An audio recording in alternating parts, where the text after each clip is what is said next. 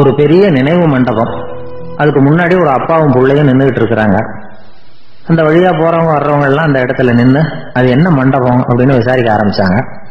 அந்த அப்பாவும் பிள்ளையும் தான் வர்றவங்களுக்கு எல்லாம் விவரம் சொல்லிட்டு இருக்கிறாங்க.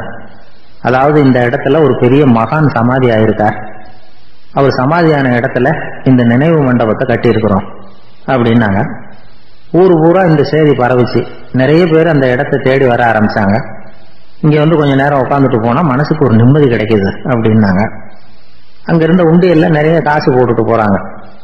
பணம் கிடுகிடுன்னு நிறைய சேர ஆரம்பிச்சுட்டு, பணம் நிறைய சேர்ந்த உடனே அந்த அப்பாவுக்கும் பிள்ளைக்கும் தகராறு வந்துட்டுது. பணம் சேர்ந்தாலே சொத்து தகராறு வரத்தானே செய்யும், அது மாதிரி வந்துட்டுது. பையன் அடிக்கடி நிறைய பணம் கேட்க ஆரம்பிச்சான். அப்பா பார்த்தார், யோசனை பண்ணார், ஒரு முடிவுக்கு வந்தார். ஒரு நாள் பையனை கூப்பிட்டார், இதை பாருப்பா, நமக்குள்ள தகராறு வேணாம், அப்பாவும் பிள்ளையும் இப்படி சண்டை போட்டுக்கிட்டா பாக்குறவங்க தப்பா நினைப்பாங்க, அதனால நமக்குள்ள சமரசமா இதை தீர்த்துக்குவோம், என்ன சொல்ற அப்படின்னார் அப்பா. சரி நான் பையன். உடனே அந்த அப்பா என்ன பண்ணார் தெரியுமா, மகன் கிட்ட கொஞ்சம் பணத்தை கொடுத்தார், தன்கிட்ட இருந்த ஒரு கழுதையையும் கொடுத்தார். இதை வச்சு நீ பொழைச்சிக்கோ அப்படின்னு சொல்லி அனுப்பி வச்சுட்டார். மகன் அந்த கழுதையை எடுத்துக்கிட்டு அடுத்த ஊருக்கு போனான். வழியிலேயே அந்த கழுதை செத்து போச்சு. உடனே என்ன பண்ணலாம்னு யோசனை பண்ணான். ஒரு ஐடியா வந்தது. அந்த கழுதைய ஒரு சாலை ஓரமா புதைச்சான். கையில் இருந்த பணத்தை வச்சு அந்த இடத்துல ஒரு கல் மண்டபம் கட்டினான். அந்த வழியா 2 பேர் வந்தாங்க. இது என்ன மண்டபம்னு விசாரிச்சாங்க. இந்த இடத்துல ஒரு பெரிய மகான் சமாதி ஆயிருக்கிறார் அப்படின்னா. இந்த செய்தி ஊர் பூரா பரவ ஆரம்பிச்சுட்டு நிறைய பேர் வந்து போக ஆரம்பிச்சாங்க. இங்க வந்தா மனசுக்கு ஒரு பெரிய நிம்மதி கிடைக்குது அப்படின்னு வேற சொல்ல ஆரம்பிச்சாங்க. வர வர கூட்டம் அதிகமா வர ஆரம்பிச்சுட்டு, உண்டியல்ல பணம் நிறைய சேர்ந்துட்டுது. நகையெல்லாம் கூட கழட்டி காணிக்கையா போட ஆரம்பிச்சுட்டாங்க. அப்பாவை விட மகன் பெரிய ஆளாயிட்டான். இதை கேள்விப்பட்டார் அப்பா. பையனை பார்த்துட்டு வரலாம்னு ஒரு நாள் புறப்பட்டு வந்தார். பையன் ஓஹோன்னு இருக்கிறான், பங்களா காரு எல்லாம் வந்துட்டுது.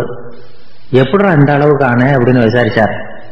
அப்பா, எல்லாம் உங்க ஆசீர்வாதம் தான், நீங்க கொடுத்த மூலதனத்தை வச்சுதான் இவ்வளவும் சம்பாதிச்சேன் அப்படின்னு நான் பையன். அது எப்படிடான்னு விசாரிச்சார். அப்பா, நீங்க ஒரு கழுதை குட்டியும் கொஞ்சம் பணமும் என்கிட்ட கொடுத்து அனுப்பி வச்சுங்க, அதை எடுத்துக்கிட்டு வந்தேன். வர்ற வழியில அந்த கழுதை செத்து போச்சு. உடனே யோசனை பண்ணேன், அந்த கழுதையை இந்த இடத்துல புதைச்சேன், கையில் இருந்த பணத்தை வச்சு மண்டபம் கட்டினேன், மகான் ஒருத்தர் சமாதி ஆயிருக்கார் அப்படின்னு வதந்தியை கிளப்பி விட்டேன். ஜனங்கள்லாம் ஏமாந்து போய் காசை கொண்டாந்து போட ஆரம்பிச்சுட்டாங்க. நான் பொழைச்சிக்கிட்டு இருக்கிறேன் அப்படின்னா. இப்பதான்டா நீ என் புள்ள அப்படின்னு சொல்லி சந்தோஷப்பட்டாரான் அந்த அப்பா. ஏன் அப்படி சொல்றீங்கன்னு கேட்டிருக்கான் பையன். கழுத குட்டியை புதைச்சி மண்டபம் கட்டி இருக்கிற நீ, ஏற்கனவே நம்ம ஊர்ல நாம கட்டி இருக்கிறோமே மண்டபம், அது இந்த கழுதையோட அம்மாவை புதைச்ச இடம். மகான் சமாதி ஆயிருக்காருன்னு நானும் சும்மா கப்சாதான் விட்டுக்கிட்டு இருக்கேன் அப்படின்னாரான் அப்பா. முட்டாள் ஜனங்களை நினைச்சு அந்த 2 பேரும் சத்தம் போட்டு சிரிச்சாங்களாம். மனுஷன் ஏமாத்துறது ரொம்ப சுலபம். என் கூட படிச்ச ஒருத்தன் திடீர்னு ஒரு நாள் எல்லாருக்கும் அருள் வாக்கு சொல்ல ஆரம்பிச்சுட்டான். அவன் ஒரு ஆபீஸ்லயும் வேலை பார்க்கறான். ஆபீஸ்ல உள்ளவங்க எல்லாம் அவங்ககிட்ட வந்து அருள் வாக்கு கேட்கறது வழக்கம். ஒரு நாள் நான் அவன் முன்னாடி போய் உட்காந்து பேசிக்கிட்டு இருந்தேன். அப்போ அதே ஆபீஸ்ல வேலை பார்க்குற ஒருத்தர் அவங்ககிட்ட வந்து, சுவாமி, என் மேஜையில வச்சிருந்த பேனா திடீர்னு காணாம போட்டுது, அது திரும்ப கிடைக்குமா எனக்கு அப்படின்னு கேட்டார்.